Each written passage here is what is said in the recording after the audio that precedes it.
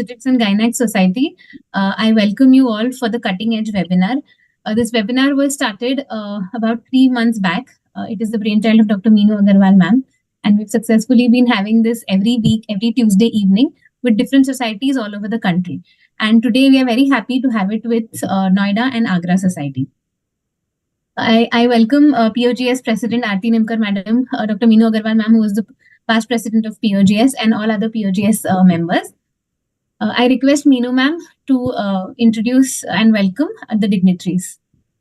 Thank you, Madhura. Thank you very much. And it's indeed my proud privilege for me to welcome Dr. Narendra Malhotra sir. Very warm, very active, very personal. You know, whenever you meet him, you feel that he's your own. So very nice to welcome you, sir, over here. And Rakhi, a close, very, very nice, very good friend. And of course, you know, in Foxy, Naren sir has done so much of work. So is Rakhi, has done very, very popular and done a lot of work. So very, very happy to have you here. And we also very happy to have both the societies, Agra Society and Noida Society. So very happy to have the presidents and the secretaries of both the societies here. Dr. Manisha Saxena, she's there right now. Dr. Sanjana Mahesh, Dr. Savita Tyagi, Dr. Sandhi Jain, and Dr. Chitra Setia, madam, who's going to give the talk on the intrapartum care for joyful motherhood. So Naren sir and Rakhi, for your this program we are conducting every week on every Tuesday, 4 to 5. And we take sometimes 2 societies, sometimes we take 1 committee also. So like that we are doing it. And we have named it Cutting Edge because we are trying to take one topic which is related to either ART or endoscopy and one topic which is related to the obstetrics. So very, very mixed bag. And it is meant actually for every gynecologist, this webinar. And we've been getting very good reviews. And we've kept it very short, only 1 hour, 2 lectures. So, you know, it's not a very long webinar. So it is just a persistence, consistency, which is going on. And I think people have really appreciated that. So thank you very much for joining. And Madhura, we can take it forward from here. Yes, ma'am. Thank you. So to begin the webinar, let us first take blessings from the Almighty. Let us have a short prayer song before we start.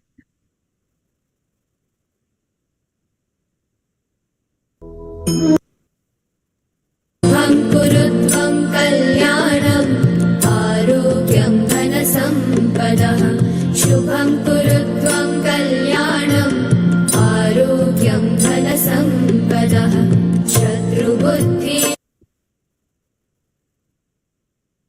विनाशाय दीपज्योतिर्नमोऽस्तुते दीपज्योतिर्नमोऽस्तुते शुभं कुरुत्वं कल्याणम् आरोग्यं धनसम्पदः शुभं कुरुत्वं कल्याणम् आरोग्यं धनसम्पदः. Thank you. So we are blessed to have such esteemed chief guests and guests of honor with us. I request Dr. Amol Lunkad sir to introduce our chief guest, Dr. Narendra Malhotra. Before that, Dr. Aarti Nimkar, President POGS, is here for Pune Obstetric Gynaec Society. Aarti ma'am, would you like to welcome Narendra sir, Rakhi madam, and all faculty before we proceed? Yeah. Good afternoon, everybody. I am Dr. Aarti Nimkar, President of the POGS this year. I welcome you all from the Noida OBGYN Society and Agra Society. Our chief guest, welcome Dr. Narendra Malhotra sir, and belated happy birthday. Our guest of honor, Dr. Rakhi Singh from the President Noida OBGYN Society, and our 2 speakers. Meenu is the permanent speaker of this webinar, and second speaker is the Chitra Setia. She is going to speak on the intrapartum care for the joyful motherhood, and chairpersons our Manisha Saxena and Sanjana Mahesh, and from the Noida, and Savita Tyagi and Sandhi Jain from the they are the senior gynecologists from the Noida. welcome you all. And this is a very good webinar created by the Minu to reach all the societies from all over the India and know each other and personally and their work in their field. We can know what they are doing. So welcome you all, and I request our Dr. Amol. Amol. Yeah. Dr. Yeah. Amol. Good evening, everyone. At the outset, let me thank Noida Obs-Gynae Society and Agra Obs-Gynae Society to associate with Pune Obstetric Gynec Society in this webinar. And it is our privilege to seek blessings from our chief guest, Dr. Narendra Malhotra sir. Sir actually requires no introduction. He is so famous and known to all of us. And if you go through the CV of sir, it is so encouraging for young people like us. He has done so much of work that it is difficult for us to sum it up. He has been the past president of Foxy, past president of ISAR, ISPAT. He has been the past president of AOGS, ICMU. He has been the director of Ian Donald School of USG. He is the managing director, Global Rainbow Healthcare. And he has to his credit more than 125 papers, 3,000 chapters, 500 papers presented in various conferences, more than 1,000 guest lectures, and 58 orations given. So it is proud privilege for us and a blessing for us to have him today with us. Sir, over to you to seek your blessings. Very good evening to all of you. Good evening to Pune Gynec Society, Noida, and of course, my own Agra Society. It's indeed a pleasure to be here on this great webinar series being done regularly by Dr. Minu Agarwal. Wishing you all the best in Foxy in your future elections and endeavors. What I like about this webinar is the topics. Now you have an obstetric topic and a gynec infertility related topic. And it is very, very important for all gynecologists to be doing hysteroscopy. You know, so many gynecologists are not doing hysteroscopy or not able to, and they're scared. Now, when you're not scared of doing a blind DNC, why are you scared of doing a hysteroscopy? And hysteroscopy also do without dilatation. Just fill the vagina up with saline. So becomes a big vaginoscopy. So you don't miss vaginal lesions. You see the cervix surface on a big zoomed up area. So cervical polyps, cervical erosions, all cervical problems can be seen. And if needed, biopsy guided can be taken or cauterized or whatever. And then, of course, if you keep the initial pressure, then automatically the cervix mouth open slide in nicely, and it will slide in, and depending on, you have to go up or down depending on anteversion, slowly advance the hysteroscope, and there you are in the cavity, and you are able to treat everything inside that cavity. Now that is what a gynecologist, each and every gynecologist should be an expert in after ultrasound. Ultrasound, transvaginal and hysteroscopy are like two magic wands in your hand. One to diagnose and second to treat. And that is what I've been saying. And you there is no other choice. You have to be an expert in both of these if you want to practice gynecology and obstetrics. The next topic, intrapartum care, is another very, very important topic, because that we have all forgotten how to do vaginal deliveries. All of us are in a hurry to deliver babies abdominally. So intrapartum care becomes a very, very important part, because we are so busy. We don't want to wake up in the night. There are many, many reasons for this. And we should not call it normal delivery. Normal delivery can be cesarean also. We call it vaginal delivery or a cesarean delivery. And both of them are normal. So that word normal delivery should go off. And never you should tell the patient that we are going to, or if she says try normal delivery, we say we're going to try for a vaginal delivery. Or if you need, we'll try if there is a risk. So we have to learn and relearn the art of vaginal delivery, the art of assisted vaginal delivery with the Ventouse and all. the art of giving an episiotomy and stitching an episiotomy. Now that again, I want to put that here, that the episiotomy is usually, we leave it for the junior most to stitch, and sometimes the nurses to stitch. Now, episiotomy is a plastic surgery operation, and it is lifelong improvement of the patient's vaginal cosmosis and her vaginal relaxation syndrome and her vaginal dyspareunias and sexual importance. So it needs to be stitched very, very methodically so that there is no residual vaginal relaxation syndrome, which we usually see. And that is to be taken up. So intrapartum care is very important. Go ahead and learn it. I am also looking forward to listening to both these talks. Wish you all the best once again, Pune, Noida, Agra Society, and Dr. Meenu Agarwal for your endeavors. All the best for this webinar. Thank you, sir. Thank you. Thank you, sir. Now I request Vaishali Madam to introduce Dr. Rakhi Singh. Thank you, Madhura, and it is indeed an honor to welcome everybody here for this cutting edge webinar. Like Dr. Madhura said, this has been a brainchild of Dr. Meenu Agarwal, and I appeal to everyone who has logged in, all the delegates who have logged in, to vote for Dr. Meenu Agarwal, as she is going for the post of Vice President Foxy West Zone. And you will, as we progress and you hear her speaking, you will realize that she is truly the best candidate, a true academician who is an expert in all fields, who has already done huge amount of work for Foxy. And it's an honor to listen to Dr. Narendra Malhotra. Sir has always been a guiding support, a big support for all of us, especially when we were chairpersons at Foxy. Sir and Madam have truly guided us during our journey. So it gives me a great pleasure to give a formal introduction of my very close friend, Dr. Rakhi Singh. Rakhi Singh, can we have Dr. Rakhi's CV, please, Mr. Prasad? So Dr. Rakhi Singh, as you know, is a big name in Foxy. She has done huge amount of work. She's truly a person who's a very dear, close friend. And जैसे कि she is a close friend, same way she is close and warm with every Foxian in India. And she has done indeed revolutionary work when she was chairperson of Endocrinology Committee.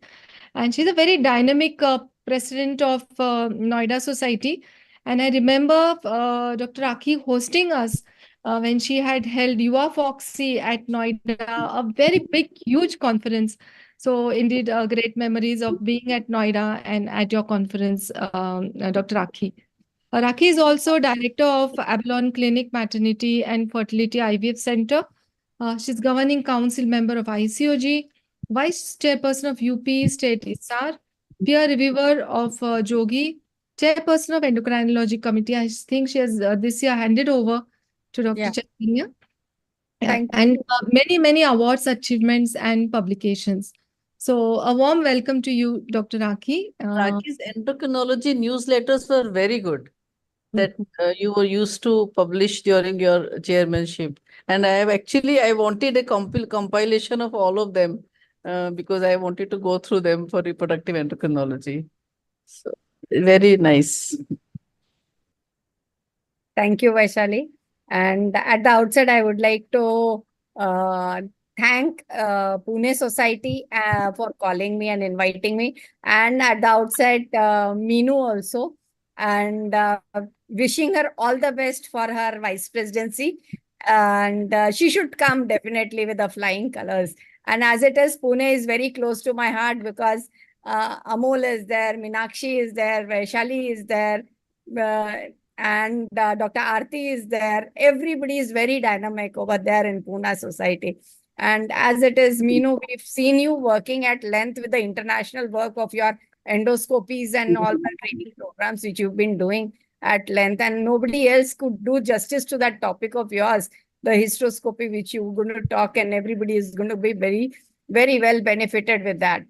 And the other speaker, Dr. Chitra Setia, she is another one epitome of the knowledge from here in Noida, whom we've been hearing and learning, and she's been nurturing all of us together to reach. And about my newsletters, which you were telling, Meenu, those newsletters are very well available on the Foxy website. If nothing has to be done, it has to be clicked Foxy, Endocrine Committee, and Volume, VOL. And you'll find all the newsletters coming on the Google.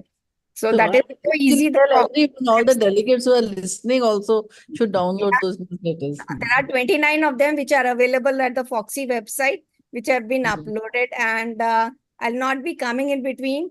And please start the webinar at the earliest. I'm here to listen to both the talks eagerly. Over to you, Amol. Thank you, ma'am. So let us start the first session. Actually, we have just rearranged it. We'll be taking the second talk first, and then we'll take Meenu madam's talk. So for this session, I would like to. Now working. If Chitra madam, however it is convenient for Chitra madam, I am okay. So Chitra Whatever madam, is convenient, whatever. If Meenu wants to do it, she can do it. I mean, no issues. Hysteroscopy again is a topic very close to me, my heart. So, Okay. let's listen to Meenu first. Right.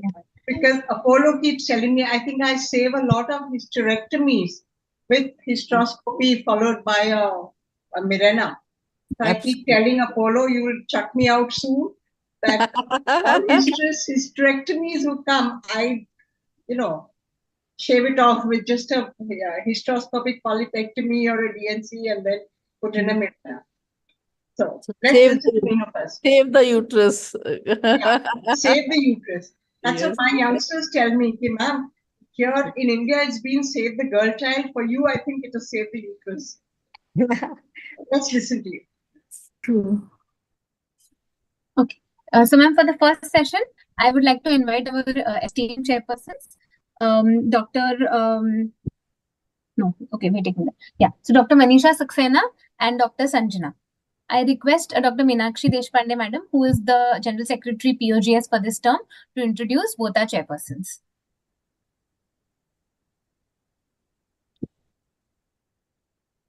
Am I audible? Yes, madam. Okay. So, good afternoon, everybody. First of all, let me welcome on behalf of POGS our whole dignitaries on the today's platform, Dr. Narendra Malhotra and Dr. Rakhi Singh. Rakhi Singh, a very good friend of mine. Glad to see you and meet you on this platform after many days, Rakhi. And welcome to Pune also whenever it is possible for you. Definitely, same here. Yeah. And Dr. Narendra Malhotra, sir, I remember the Agra ICOG which you had organized in the hospitality, the warm hospitality we still remember. So it's very nice to meet you on this platform. So we would like to welcome now Dr. Manisha Saxena today as a guest of honor, chairperson to this session. She's working as a senior consultant at Primacare Super Speciality Mother Child Hospital. She was a joint secretary of Noida Obstetrics Clinic before and a joint treasurer of North Zone UA Foxy. She was a member of Foxy Endocrinology Committee in 2019 with a special interest in high-risk obstetrics and adolescent healthcare and managing menopause. She's actively involved in MRCOG teachings. Wow, that's very good. Dr. Manisha Saxena, welcome to this platform. Thank you, madam. Thank you. I would also like to introduce Dr. Sanjana Mahesh, who is the second chairperson for this first session. She is MBBS from LLRM Medical College and trained in hysteroscopy and laparoscopy and from AIMS in New Delhi under Professor Kriplani. She's done her FMAS fellowship in minimal access surgery and CIMP is credentialed IMS menopause practitioner. So welcome Dr. Sanjana Mahesh to this platform.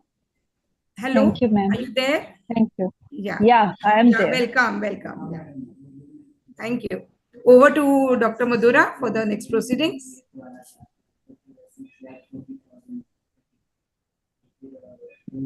Dr. Madhura? Yes, ma'am. Start the first session. I hand over to the chairpersons. I request Dr. Manisha to introduce our speaker, Dr. Meenu Agarwal. First of all, I would like to thank Pune Society for inviting me as a chairperson. It is a pleasure to introduce Dr. Meenu Agrawal, madam. She is immediate past president of Pune Obstetric and Gynecological Society and elected Secretary General of International Society of Gynecological Endoscopy. She is also the chairperson of Foxy Imaging Science Committee 2018 to 21, and she has done her bachelor's in reproductive endoscopic surgery, European board certified. Madam is also course director for endoscopy and ART training courses in UAE. She has 12 publications in international journals to her credit, and she's author of 4 books and authored many chapters. She has received many awards also. India's Greatest Leaders Award by Asia One, Icon of Health by Times Group, Inspiring Gynecologist of West India by HealthWord, and Champions of Foxy Award. She will be speaking on diagnostic hysteroscopy, which we are keen to hear. Over to you, madam. Thank you very much, Dr. Manisha, for this nice introduction. Thank you, Dr. Sanjana, for chairing the session as well. And thank you to the chief guest and guest of honor, Dr. Narendra Malhotra and Dr. Rakhi Singh, for the kind words and the good wishes for me. So my topic today is it's actually, I am very glad that both the chairpersons are endoscopic surgeons and hysteroscopic surgeons. So it's going to be very simple talk for you, because I have planned this a very basic talk for every gynecologist, how to do a diagnostic hysteroscopy. So there are 2 types of hysteroscopies that we can do. One is an office hysteroscopy, and second is like Dr. Narendra Malhotra said, we can do office hysteroscopy. This patient walks in and we can walk out in about half an hour's time, or we can do an operative hysteroscopy. When we actually look at the history of hysteroscopy, it is surprising that hysteroscopy came in much before laparoscopy. It has a longer history as compared to the laparoscopy. But, Philip Bozzini, Pentiglioni, they did it much earlier in 18th, 19th century. However, somehow hysteroscopy did not become popular as compared to laparoscopy. There were 2-3 reasons. One is laparoscopy was also practiced by veterinary doctors. Laparoscopy was also practiced by general surgeons. And also, there was no problem of insufflation. That cavity, it was not a closed cavity. So it was possible to, use CO2 or even air at that time that they could use. So instrumentation was a problem. So that is why hysteroscopy took a little longer. Once they had good insufflators, that is when hysteroscopy took off.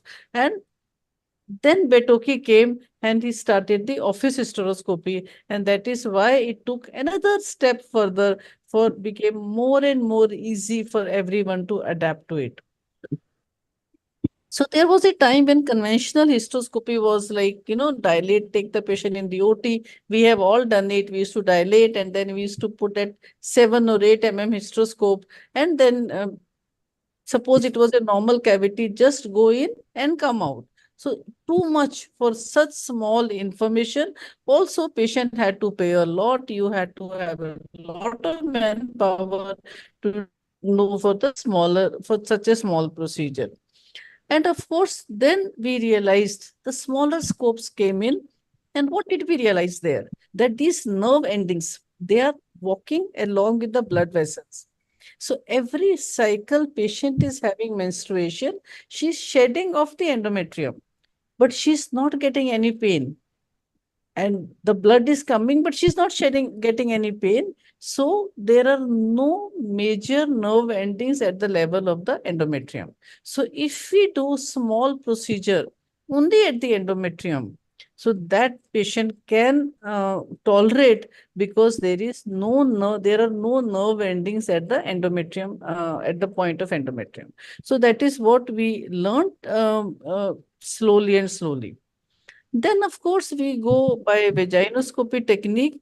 And when I say by vaginoscopy technique, we first go in the keep the scope in the vagina, keep the water flowing, not at a very high speed, at a very low force. Once the vagina gets filled up, we can visualize the cervix. While the vagina is getting filled up, tell your staff to keep a mop or something there so it doesn't leak out and it fills up faster. Once we see the cervix, then we visually go through the cervix. Now, how these two trains are walking in, same way there are two channels. One is for the scope and one is for the instrument, and both are parallel to each other. Now, in laparoscopy, there is an angle. There is an instrument angle which is there. But there is no angle in hysteroscopy. So a good laparoscopic surgeon may Devendra क्यों phone कर रहा है? आपको मालूम है मेरी meeting चल रही है, पूछो उससे. So a good laparoscopic surgeon may still not be a good hysteroscopic surgeon. Orientation in hysteroscopy, your ergonomics in hysteroscopy are different as compared to in laparoscopy, although the learning curve may be little lesser if you are also a laparoscopic surgeon. So this is how we are going. External os, then we go to the internal os, then we look at the isthmus, go in, look at the right ostia and look at the left ostia. That is how we go with the vaginoscopic approach. So there is no touch technique. Now, one thing, whenever we are doing an office hysteroscopy, do not touch the walls. You have to walk as if you're walking in a tunnel. You don't have to touch. If you don't touch the walls, the patient will not complain of any pain. So we don't use any speculum, we don't use any tenaculum, under vision, and you go by vaginoscopic approach. You look at the area, the cervical opening, we are all very comfortable with that.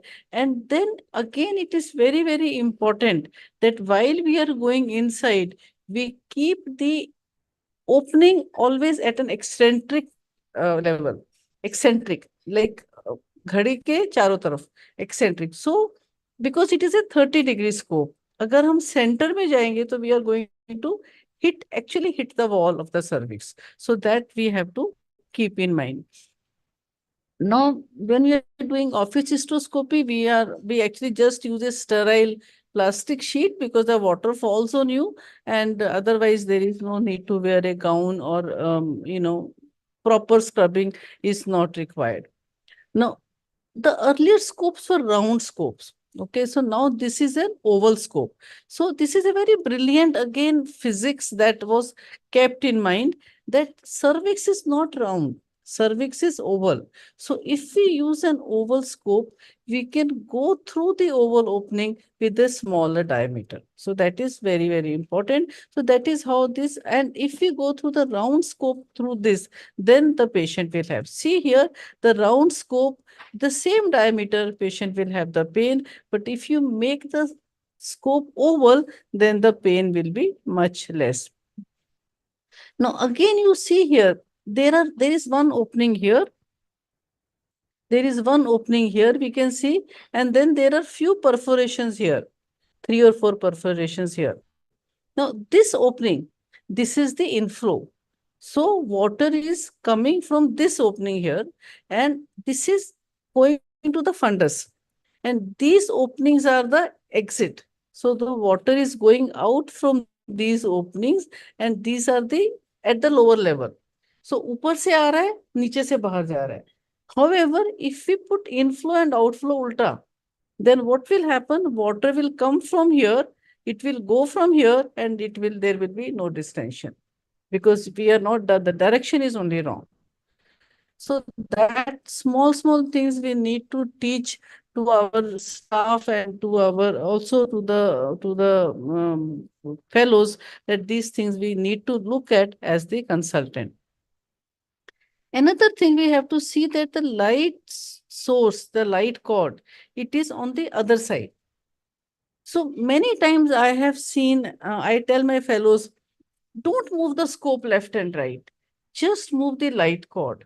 If your light code, keep your dominant, I am a right-handed person, so dominant hand may keep the light source. If you move your light source to left, you are looking at the left ostia of the patient. You move your light code to the right, you're looking at the right ostia of the patient. Down, you're looking up, and you're going up, you're looking down. So you don't have to move the scope at all. Slight tilting, sometimes yes, but otherwise do not move the scope and only move the light source. That is enough. So it is a 30-degree scope. We can see here. And if my light source is down, so these are the movement of the light source.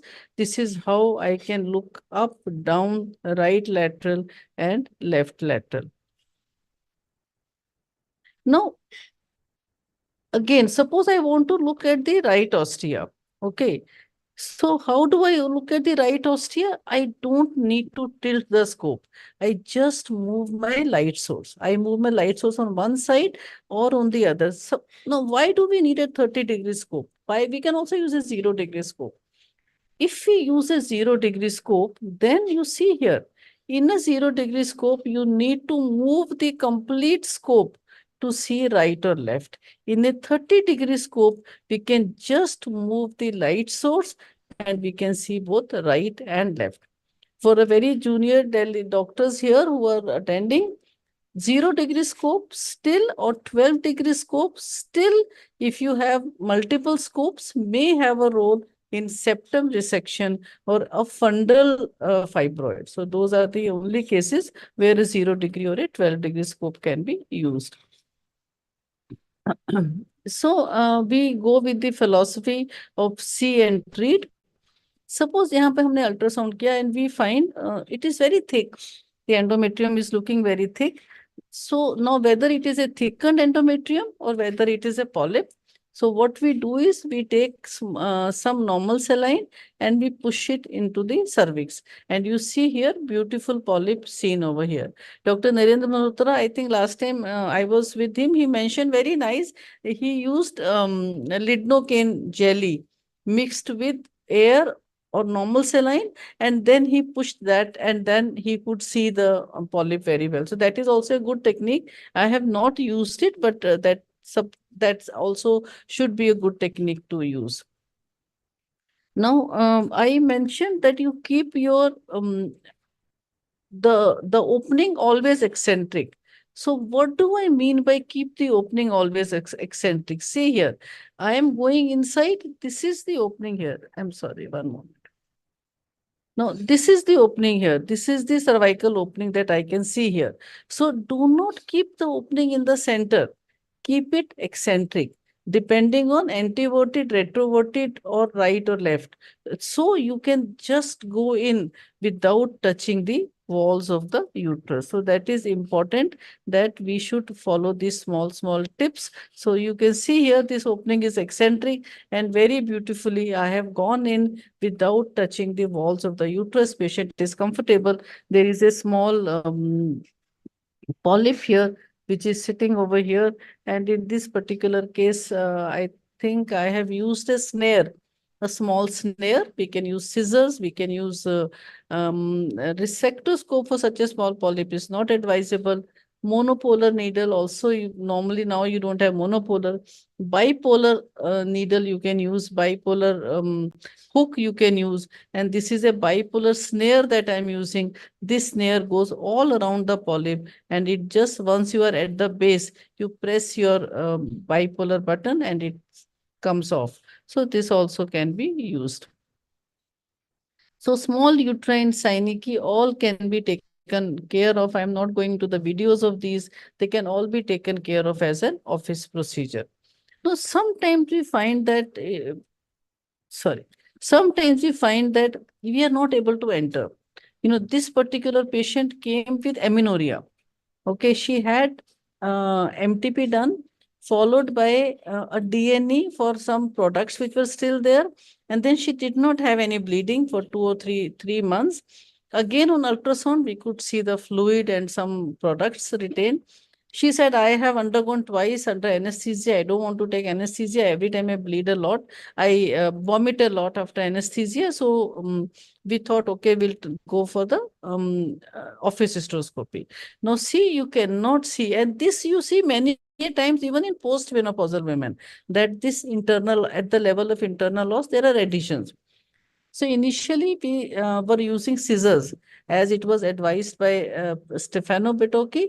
Later on, he himself said instead of scissors, use grasper, because scissors you can make a false passage, and if you just put a grasper, open it and then rotate it, open it and then rotate it and then again open it, and then you create a opening, and the chances of creating a false passage are much less. And then you follow this opening with your scope and then you go inside. So this is how we are doing it for menopausal patient. It's excellent, this technique, and just gently open it, because these are flimsy adhesions. These are not thick adhesions.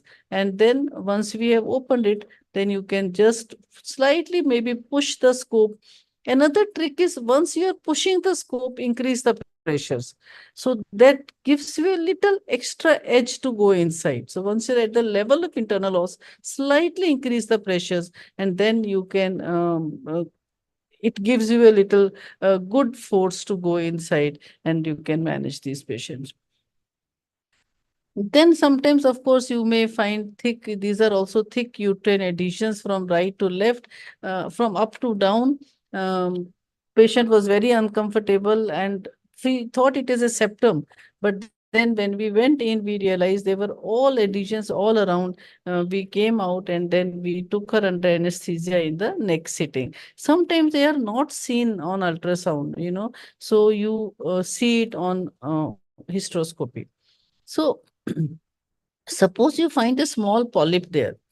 Again, very important on ultrasound, do a color Doppler, that there is no single vessel supplying the polyp. If there is, then we must coagulate the base. Otherwise, this polyp will 40% chance it can come back. Second thing is, if we are using scissors, now here you can see scissors here. This is the fixed end of the scissors. This is the fixed end of the scissors. This is the movable end of the scissors. So on the wall of the uterus, always use one fixed and one flexible, one movable, because otherwise there is again a very high chances of perforation. If both are moving, then there is a high chance of perforation. Second point is, as I said, there is no manipulation angle in hysteroscopy. Both are parallel. So as your hysteroscope is going in the same direction, the instrument is going in. So keep your instrument like this, open your instrument, and then move both. Move your hysteroscope and your scissors both, and then cut it. And don't go like this. The hysteroscope is here and scissors are going in. No. So open your scissors and move with the hysteroscope in and out. So your movements are very much controlled. Again, very less, it will reduce any risk of any perforation. Sorry. So these small things we have to keep in mind. And of course, when we want to take the polyp out, close your inflow. So then it stops dancing, and then you can hold it with a grasper and bring the whole contraption out.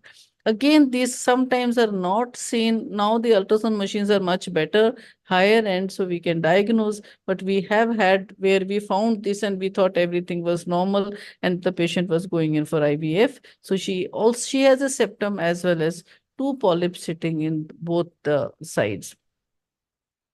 Myomectomy, now a little bit moving on, this office is over, little bit moving on to the operative, just 5 minutes I will take.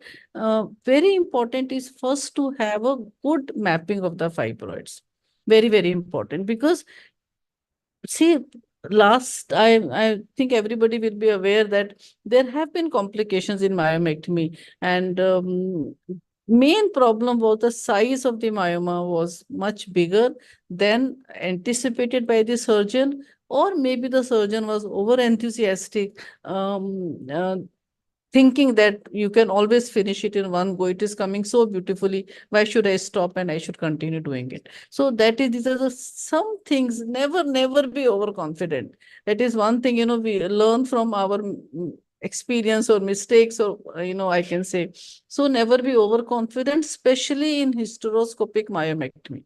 So be very careful. This looks like a submucous myoma, but you can see it is almost touching the serosa. So this particular fibroid should not be touched hysteroscopically, and we should go laparoscopically for this. Other thing is, if you see the fibroid is large, say 4 centimeters, or maybe 3 to 4, and you are just beginning to do hysteroscopy, give her GnRH agonist for 2 or 3 cycles. It will shrink the fibroid, number one. It will make her menopausal, which is good for you because she will have less bleeding, and her chances of having any neurological complications, CNS complications, are much lower in menopausal women as compared to in reproductive age women. So all this is again very important. We need to do a good classification of the fibroids. Whether it is, this is an easy fibroid, niche pada hua hai. This is difficult. Size is bigger. The more it penetrates, the more difficult it becomes. So we need to score it. So we can score it 0, 1, and 2. Size of the fibroid, the location of the fibroid, the penetration of the fibroid, and then the base of the fibroid, whether it is round or it is oval. So all these can be scored. And once you put the score 0 to 4, I think when we are starting, we can do it. 4 to 5 is a high complexity surgery. Think about it or have an assistant. 5 to 7, hysteroscopic surgery is not needed. So very good. It is called stepwise classification. If you want, I can share the entire thing. Submucosal fibroids, again, there are very clear guidelines. Patient has infertility, she has submucosal fibroid, then we should go for a myomectomy for this before we take her for the IVF. So again, what I have realized that whenever we are taking the patient for myomectomy, hysteroscopic myomectomy, पहले do an office hysteroscopy, चाहे under anesthesia लिया है, before dilatation, before everything, just do an office hysteroscopy. उसमें we understand कितना अंदर protrude कर रहा है, कैसा है, and we make up our mind, then dilate and then do the resectoscopy. This is not given in the books, but I have found this practice very good in my practice. Then, of course, we are now everybody is using bipolar. I still have monopolar. Always keep the loop under view. So again, for the junior delegates, so always keep the view under loop under view. And जब नीचे आ रहे हैं तो don't leave halfway. अगर लगता है कि this is gone, your that pressure is gone, then you move the whole scope and complete the dissection. So this is, otherwise they will keep hanging and you will not be able to see anything. So gently, ऊपर से नीचे तक छोटे-छोटे pieces नहीं लेने, try and take bigger pieces. So ऊपर से ही take a bigger piece and then you come down. So this is how, and suppose you are reaching little bit at the end or you want to come out. So you come out but close the vulva because air can go in, and that air embolism, again, very dreaded complication, which you have to always keep in mind when we are doing anything which is going into the myometrium. The big vascular channels are open and the air can just gush in, and within few seconds you will realize suddenly your anesthetist can tell you that she's got tachycardia and she has got she's not looking good. So again, this is a Bugatti shaver. Bugatti shaver may both suction and morcellation are there. It is a mechanical morcellator. So electrical energy is getting converted into mechanical energy. तो उससे पहले, now you have only 1 foot. मतलब दो तो नहीं press कर सकते. So when you press once, it starts suction. You press it harder, it starts cutting. So then cutting and sucking both together, and excellent instrument. Only thing is it is little expensive. So once the cost comes down, maybe this is a instrument, this is a thing which all of us can use. This is again a little different case. It is a intramural Figo 2 fibroid. Patient had come from abroad and she did not want to stay back after a myomectomy. So we went ahead. You can see here, we gave it cut all around with scissors.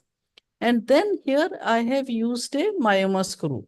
तो myoma screw से उसको pull किया, but myoma screw से पूरा नहीं आता है बाहर, just like in laparoscopy. So very gently, otherwise the myoma screw can break. So just put this myoma screw. It is now available. PB is also making. Many Indian companies are making. तो इसको myoma में डाल के and very gently you pull it. Once you pull it, then from Figo 2, it becomes Figo 1 or Figo 0. So it is coming into the cavity. Again, don't pull it a lot, it will break. It's a very delicate instrument. And once it comes into the cavity, then you take the myoma screw out and then use your resectoscope and go ahead with the resection. Now, there was one paper one of the surgeons showed in one of the international meetings. उन्होंने इतना निकाल के छोड़ दिया फिर. They just cut the mucosa outside, थोड़ा सा उसको pull करके छोड़ दिया. And they said that it becomes Figo 0 in a month or 2 months time, and then you go ahead and then you go and operate on the patient.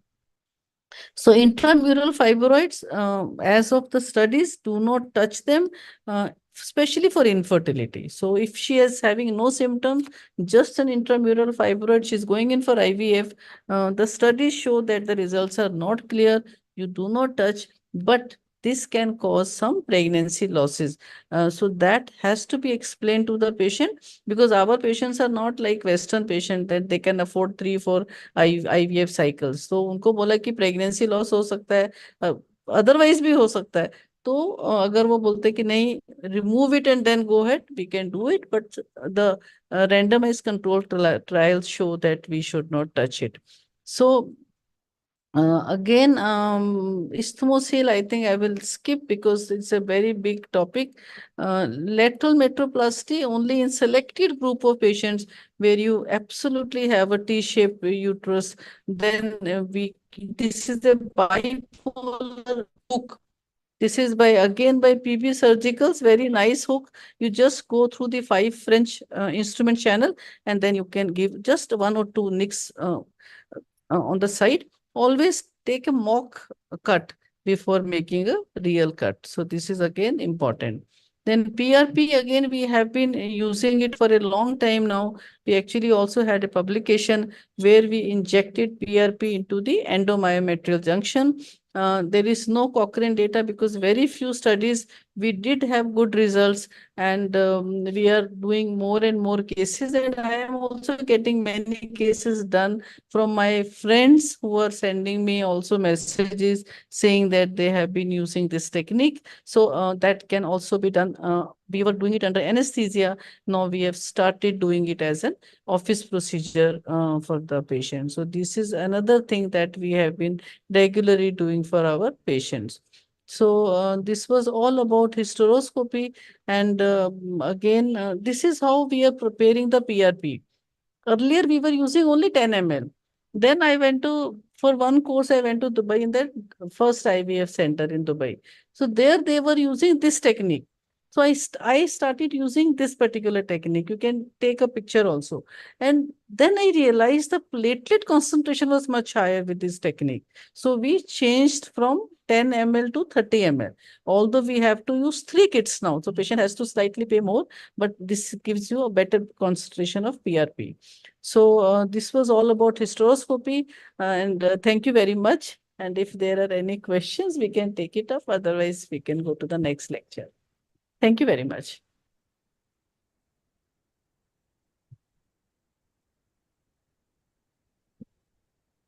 Thank you, ma'am. You have given very crisp points on hysteroscopy. One point I want to say that cervix should be cleaned with saline, of like not with the foaming antiseptic, as it can cause bubbles which can obscure the view. Right. Good point, madam. Very good point. Thank you, madam. The videos were also very clear, and it was a great learning. I just wanted to ask, some people like to give Mesoprost for doing hysteroscopy so that the os opens, easily. So what is your take on it? Should we use it, or we can avoid it? I think Mesoprost is not required. Only if patient has had previous hysteroscopy where they were not able to enter or they created a false passage. That is the only indication to use Mesoprost. Thank you, madam. Thank you It is so not. Thank you, madam. Thank you, ma'am. So let's move ahead with the second session, where Dr. Chitra would be talking about intrapartum care. I would like to invite our esteemed chairpersons for the next talk, Dr. Savita Tyagi, madam, and Dr. Sandhi Jain. So I request Vaishali, madam, to introduce Dr. Savita Tyagi.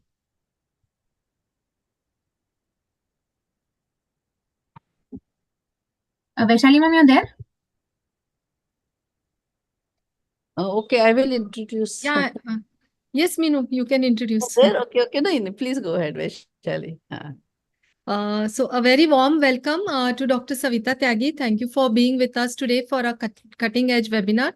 Madam is Senior Consultant Director at Ishwar Nursing Home Surgical Center, President of Agra OBGYN Society, Chairperson Quiz Committee Indian Menopause Society, North Zone Coordinator of Club 70 Committee 22-23, Chairperson of Rural Committee IMS, past President Agra Menopause Society, past Secretary Agra Menopause Society, Master Trainer of RAS of FOXY, Master Trainer of HPV Vaccination Program FOXY, and Madam has conducted many public awareness programs in schools, colleges, and she's also part of DIRA program, menstrual hygiene programs, and so on. And she has received many awards, FOXY Achievers Award, IMS Appreciation Awards, AOGS Appreciation Award, Agra Menopause Society Appreciation Award, and she has been invited faculty at various conferences. So it's indeed an honor to welcome you, madam. Please. Thank you so much. Thank you so much for your kind introduction, doctor. And so, ma'am, I would like to introduce our next chairperson, Dr. Sandhi Jain. She's MS, DNB, MNA, MS, FIC, MCH. She's a senior consultant practicing for over more than 25 years. She has won many awards, Chancellor's Medal for overall best performance in MBBS with 16 gold medals from University of Allahabad. She has won the Best Thesis Award in MS. She's presented many papers and posters in various conferences all over the country. She is a faculty member and chairperson in FOXY Conference 2016-17 and organizing committee member as joint secretary. She has several papers published in national as well as international journals, and she has authored several chapters in various textbooks of FOXY. Her special areas of interest are high-risk pregnancy, adolescent gynec and counseling, and infertility. Welcome, ma'am. Sandhi madam, 16 gold medals. My God, that is huge. Thank you, ma'am. Thank you so much for your kind introduction. Very elaborate. Very nice. So, ma'am, I request you to introduce Dr. Chitra so that we can start our session. let me introduce Dr. Chitra. She is a senior consultant, head of department, Obstetrics and Gynae, Apollo Hospital, Noida. And she is practicing in Noida since 37 years. Special interest in high-risk obstetrics as well as forms of operative surgeries. Special interest in medico-legal issues in Obstetrics. Executive position held, founder Noida Obstetrics Society, president Noida Obstetrics Society. And academically, she is participant in multiple local and national conferences, keep interest in teaching, active participation in multiple webinars. Over to you, Dr. Chitra.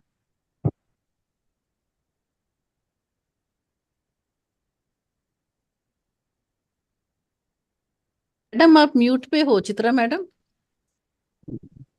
I said I am with such an esteemed crowd. I'm very honored to be here. Actually, I'm nothing, but that is why I'm going to teach you let's go back to the basics of what we learned in our college days, because I think a lot of our youngsters have forgotten actually that. So let us talk about intrapartum care for joyful motherhood. And what are the barriers to intrapartum care of evidence-based practice? One is social opportunity, where there's a low level of education of pregnant women, making it difficult to teach alternate birthing for children. Language difficulties, poor hygiene, dietary habits.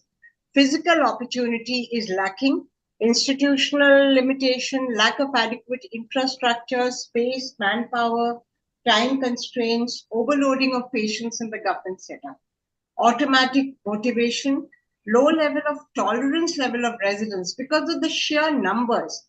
Anger issues come in, negative, positive attitude of the service provider, and lack of confidence. Then in motivation, there is reflective motivation also, faulty beliefs and practices, reduced labor duration to deal with the overload. So, बहुत जल्दी होती है कि okay, let's finish off with the delivery so that let's clear the tables. Reduce fetal and maternal complications, provider convenience, and the evidence-based practice is much easier to follow in the private sector versus the public sector.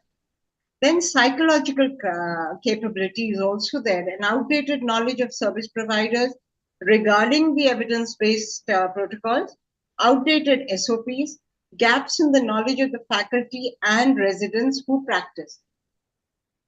Then there is the physical capability, lack of service provider skill, lack of skill-based training in implementing alternative birthing positions for delivery. So, active management of labor was a concept advanced by the Irish school. Madam आपके slides नहीं दिख रहे हैं, आपको थोड़ा वापस slides दिख नहीं रहे हैं. Yeah, you have to share your screen again. Okay.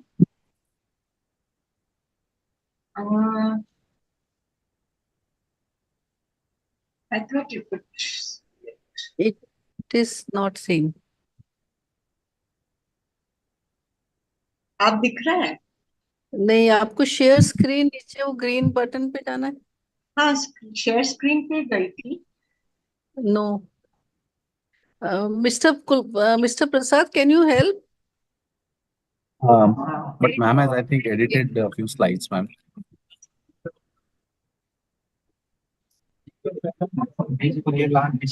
Initially आपने किया था slide share. पहले slide share आ गया था.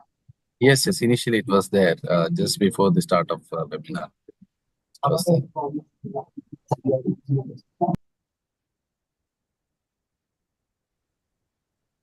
Or ma'am, if you can mail your presentation to think Dr. Chitra, ma'am, you off your presentation now, stop your presentation and restart it in the background, and then come back to this webinar and then use share screen. Okay.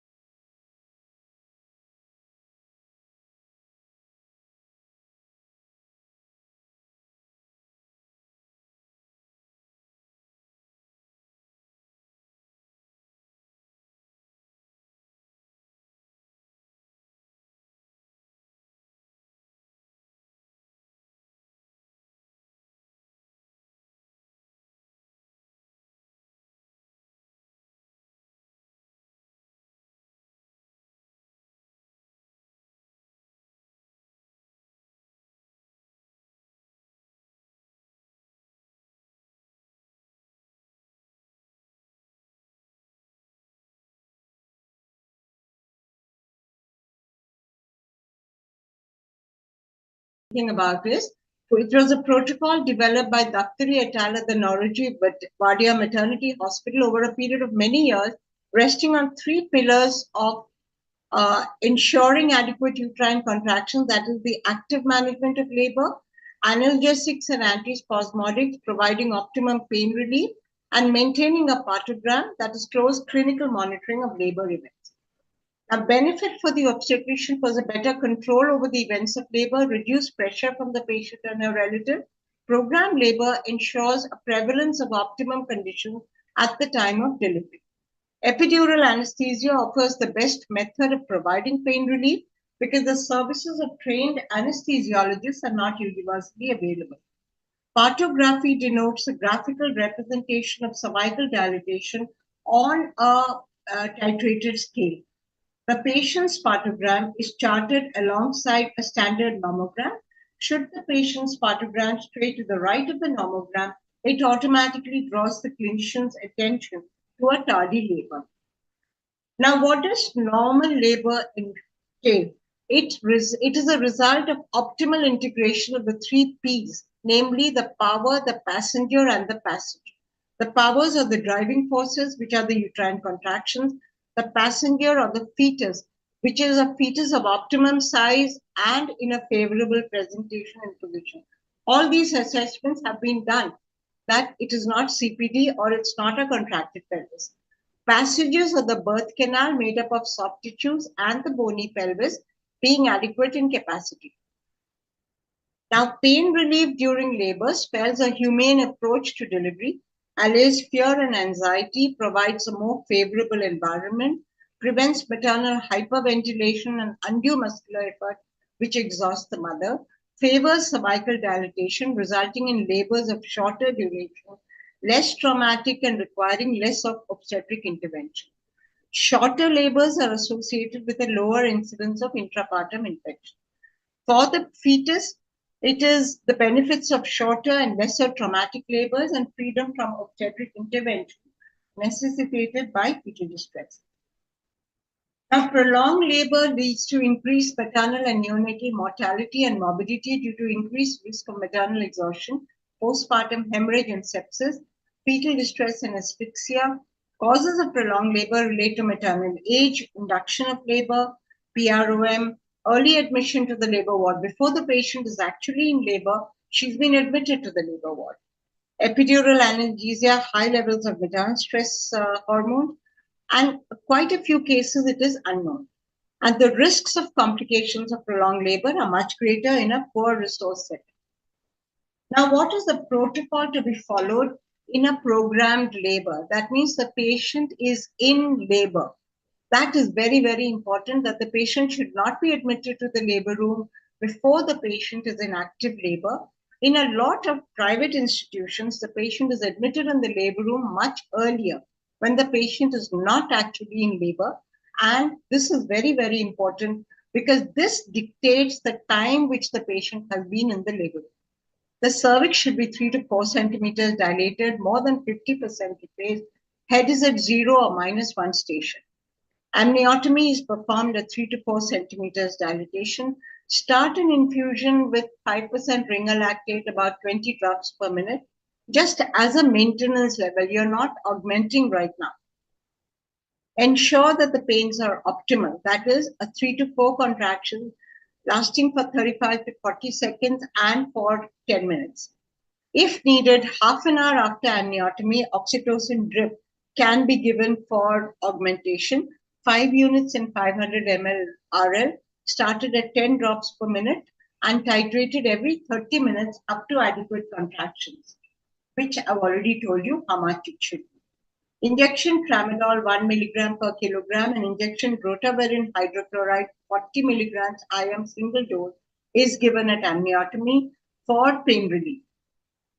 Or else, if this is not available, you can give 2 milligrams of diazepam and 6 milligrams of pentazocine given IV at amniotomy and repeated 2 hourly on patient demand. Progress of labor monitored by a partogram and a PV examination done 2 hourly after amniotomy. Don't do a PV very frequently. Now, the routine protocol to be followed is when you look at the fetal heart, in the latent first stage, if the patient is admitted earlier, then just 4 hourly. In the active first stage, there is intermittent auscultation or 15 to 30 minutes, every 15 to 30 minutes. In the second stage, in the passive second stage, when the patient is not actually pushing, then 15 minutes. Active, auscultate the FHS immediately after a contraction for at least 1 minute, at least every 5 minutes. Best is, of course, if you have a continuous CTG machine on. Maternal temperature 4 hourly at every stage. Pulse or respiratory rate 4 hourly. In the active first stage, every 30 minutes. And in the second stage, you have to measure the maternal pulse to differentiate it from the fetal heart rate also. Because sometimes we have a stillbirth and the fetal heart is measured thinking it's the maternal pulse is being mistaken for the fetal heart. And a lot of times it has happened that when you get an ultrasound done, the fetal heart is a stillborn. And they say that the fetal heart was just down to about 100 or 110, but that was actually the maternal heartbeat. Passive 30-minutely, active 15-minute, more frequently if indicated. Blood pressure every 4 hours. Abdominal palpation if indicated in a latent first stage and prior to a vaginal examination.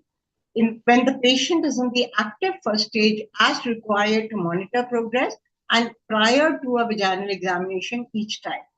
Second stage also the same thing. Contractions 4 hourly, active first stage every 30 minutes for 10 minutes and expect 3 to 5 in 10 minutes lasting 60 seconds with minimum 60 seconds resting tone. In a second stage, contractions have to be a continuous assessment. Maternal position, whichever they find comfortable, semi-reclining, a lot of people, I mean, here we don't have all those cat-cow position and everything, but generally this thing. Upright position in second stage, generally not allowed. Pushing, encourage the woman to push according to their own bodily instincts, which will usually support pushing with an open glottis. Avoid coaching women to push in a prolonged closed glottis effort, the Valsalva maneuver. Please don't tell the woman to push like that. And do not check for the nuchal cord with PVE. This thing. Fundal pressure is not recommended to expedite second stage. Like most labor rooms, you find one person is up above and applying fundal pressure, and that should not be here. Perineal care, perineal warm compressors, heat therapy during the second stage. In perineal care, if you take a local anesthetic gel and just sweep the pelvis like this, it's been found to be very, very useful.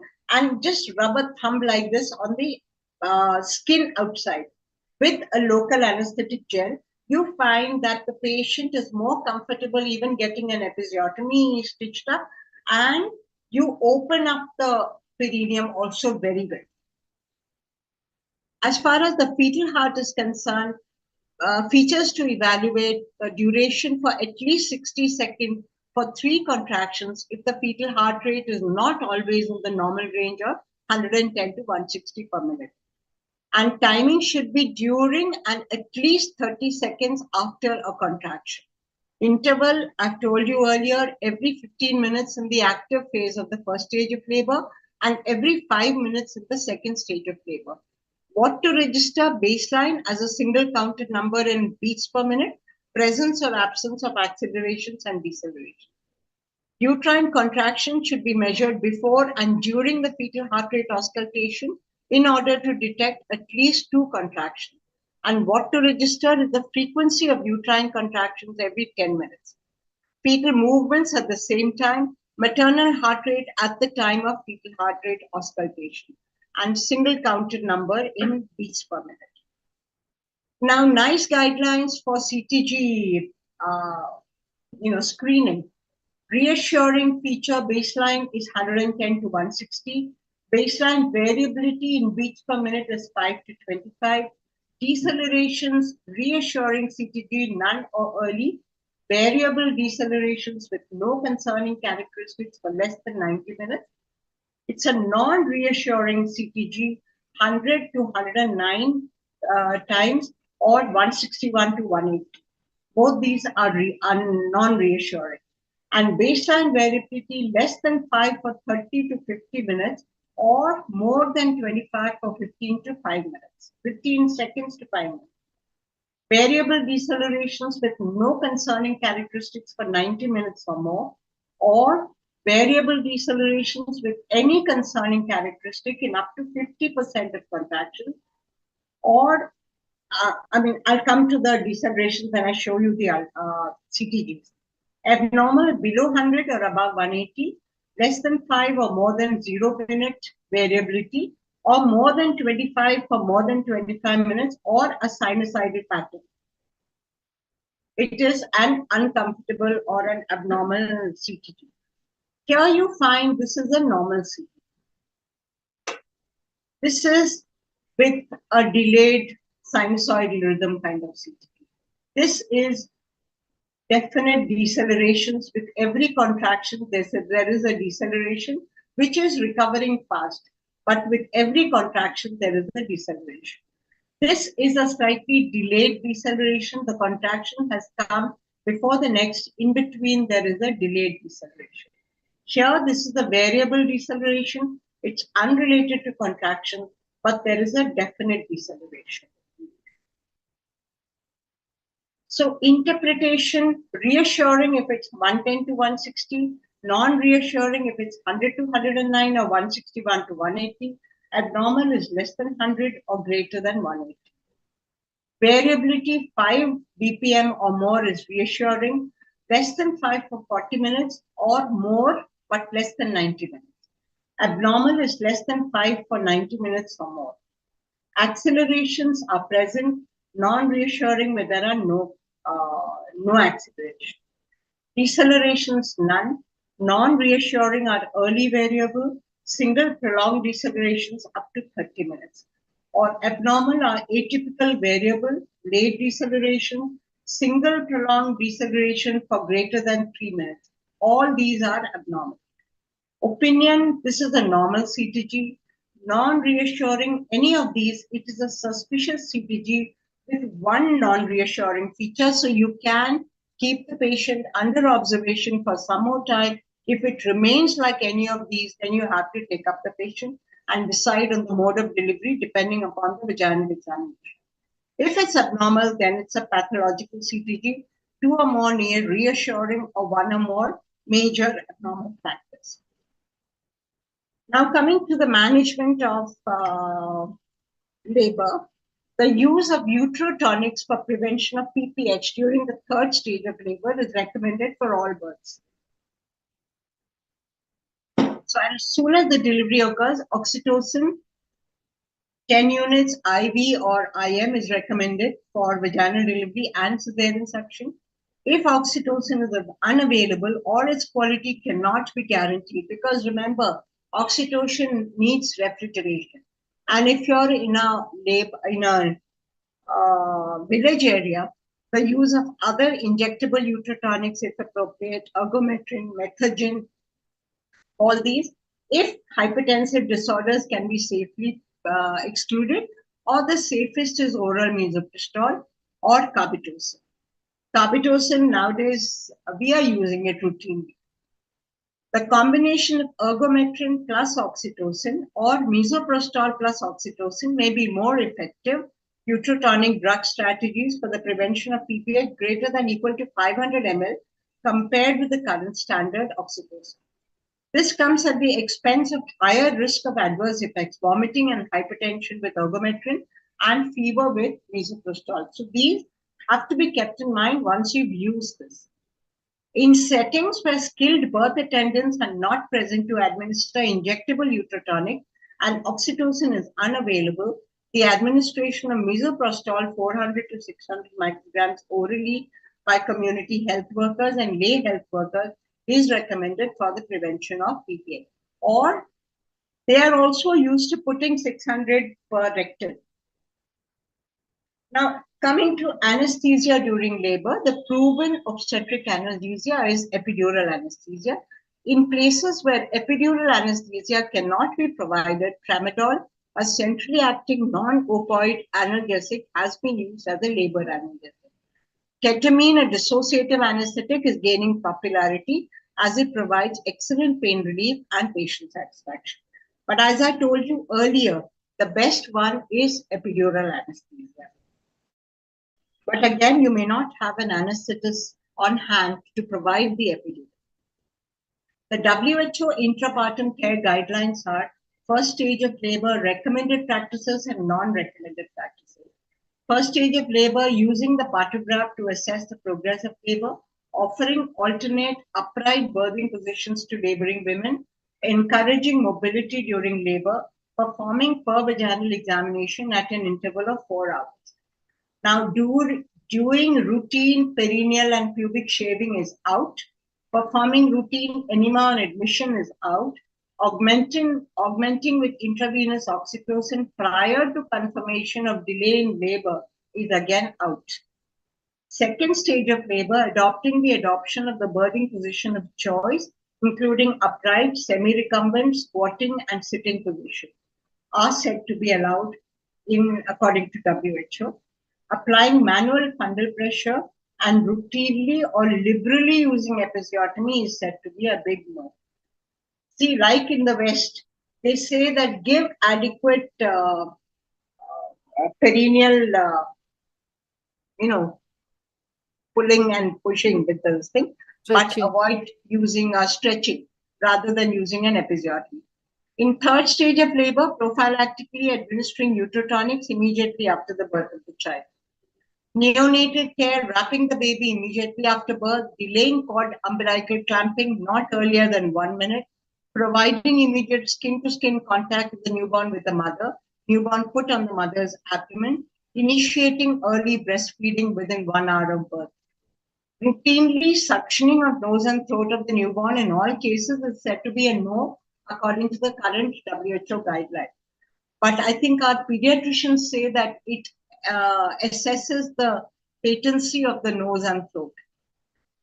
All stages of labor, providing respectful maternity care throughout labor and allowing a companion of choice throughout labor and childbirth.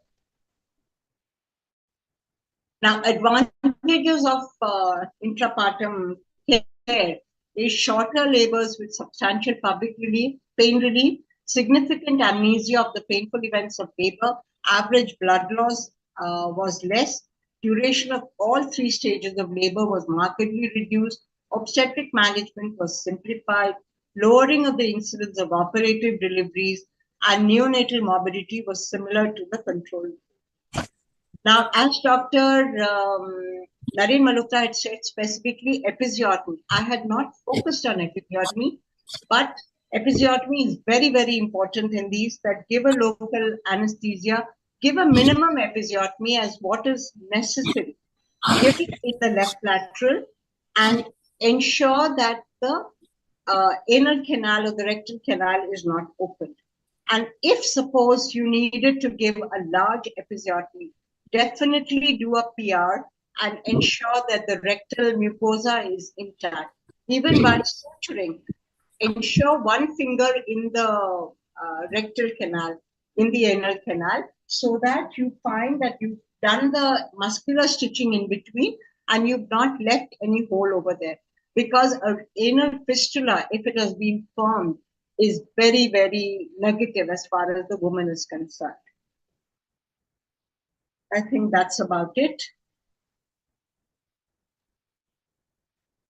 That's what I said. I have gone to basics of labor and management, which a labor room president should know. Thank you, Dr. Sina. It was an excellent deliberation, and it was actually basics revisited. I felt that I had gone back to my MBBS and PG days. It was such a nice one, and I think it is actually must for all the PG students to listen to your talk if it is available freely for us. Actually, I just wanted to highlight 3 or 4 points which you had mentioned into your deliberation, and one thing that you mentioned was that patient should be brought only in active stage of labor. Actually, this is very important because it reduces the labor of the patient as well as the obstetrician also. Yes. And that you said was abdominal palpation is also must while you're doing vaginal palpation. I think this is a very important point because we all prefer to do per vaginal examination and we forget to do the abdominal palpation to see how much this is above the pelvis. So that is also very important because you can gather a number of points by just doing a abdominal palpation. Third thing that you said was the perineal massage is also very important for avoiding a number of unnecessary episiotomies. So I just wanted to ask you that from what time should we ask the patient to start doing this perineal massage? During the antenatal period when she's near her delivery? See, from the 9th month onwards, I ask the patients to do the butterfly. Okay. And start squatting, do the duck walk. Earlier, I used to tell them to do jhadu pocha. But in the current generation, they've never done a jhadu pocha in their life, or they've not even seen somebody do a jhadu pocha. So I just tell them to do the duck walk. And if they don't know the duck walk, I tell them to squat, hold a stool, and push the stool around and walk. The squatting walk, that is very good for applying pelvic pressure and to open out the pelvic joints, because most of our youngsters have never used an Indian toilet in their life. They've never squatted in their life. You tell them to squat, they said, ma'am, we've never squatted. So, I mean, we are in our late 60s. We are used to squatting and everything, but they are not. So then I tell them to do the fancy duck walk, or just hold a stool, squat, hold a stool and move around. I tell them to do that in my clinic. And I tell them the yogasana to be done right from beginning, right from 5th month. I teach them yoga in my antenatal classes to show them how to do it, because it opens out the pelvic joints, because most of them have very tight pelvic joints. So, and big no is use of castor oil, because many gynecologists and obstetricians are prescribing castor oil for labor induction, but I think it's now a big no-no. Another thing, ma'am, is that you said we should use oral misoprostol. So what do you feel, oral is better or per rectum should be propagated? Because number of times these people, rectum, I prefer per rectum. What do you suggest? I prefer per rectum. That's what I told you. Yeah. Thank you so much, ma'am. It was really very nice hearing you, and it was an excellent presentation. Thank you so much. Thank you. Thank you. Thank you, ma'am. It was a great presentation. We all learned a lot, and your tips were worthwhile. Both the talks were great. Meenu ma'am also, as always, had great videos. So I think it was a treat for everybody. So with this, I think, come to the end of today's session. I think there is a question in the chat box. Which all yoga you tell for ANC? Chitra madam, aapke liye. ANC, what I tell them is one that, I start them from 5th month onwards. The plain folding, bending the legs, keeping the hands on the side, keeping the feet together, get both the knees onto one side, hold till a count of 10, come back. Then onto the other side, count till 10, come back. 10 repeats on each side. First with the feet together, then feet apart. Jitna shoulder width hai, utna feet apart. And then tell them to hold and this thing. That helps a lot in back pain. Then make them sit with their legs in front, ankle stretching like this, rotation, knee bending and straightening out, then shoulder. All the joints have to be exercised. Then by the then the butterfly. Butterfly start to 20-30 times till the pelvis sorts of opens out. So butterfly they should do about 100 times, which is quite easy for most of them. Once they've started doing it, they do it pretty well. And a plain and simple Anulom Vilom Pranayama. It increases the oxygen capacity in the body. So when they are coming into actual labor, their oxygen capacity is much better. Very nice. Very informative. So, it's coming down to basics. Actually. And we were known, I mean, at Apollo, we were known to promote normal deliveries. So a lot of it is patient counseling in the antenatal period. Tell them the advantages of a normal labor rather than going in for a cesarean. So a lot of that is that also. Thank you very much for calling me here. Thank you, ma'am. I request now Dr. Vaishali Chavan, madam, to propose a vote of thanks. Yeah, thank you, Dr. Madhura. Thank you everyone who have logged in. Truly such a wonderful webinar, such amazing talks, Dr. We have 86 logins plus faculty today. Oh, wonderful. Chitra ma'am, your talk was truly amazing. We learned so many things, truly educative for all of us, interesting and very practical also. And Dr. Meenu Agarwal, as always, your talks with exceptional videos were fabulous, and we really enjoy your talks. And this has been an honor for Pune Obstetric Gynec Society to be associated with Noida and Agra OBGYN Society and have such illustrious faculty with us who have truly enriched this webinar. And I would like to thank both the societies, our guest of honors, Dr. Narendra Malhotra, Dr. Rakhi Singh, and our speakers, Dr. Meenu Agarwal, Dr. Chitra Setya, and our chairpersons, Dr. Manisha Saxena, Dr. Sanjana Mahesh, Dr. Savita Tyagi, Dr. Sandhi Jain. And special thank you to our very young Dr. Madhura Kerkar, who has coordinated and brought this entire program together. And thank you to Mr. Prasad from BSV for coordinating the program. So thank you all. Hope to see you all again. And thank you to all the delegates. Yes, and thank you, Aarti madam and Meenakshi madam, for being here for us every Tuesday. Thank you so much. Thank you, ma'am. Thank you, ma'am. Thank you, ma'am, for making us a part.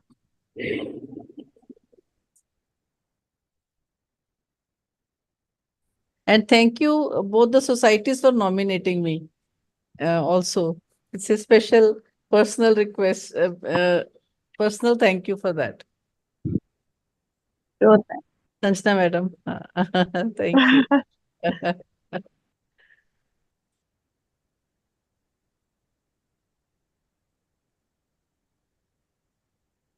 Recording stopped.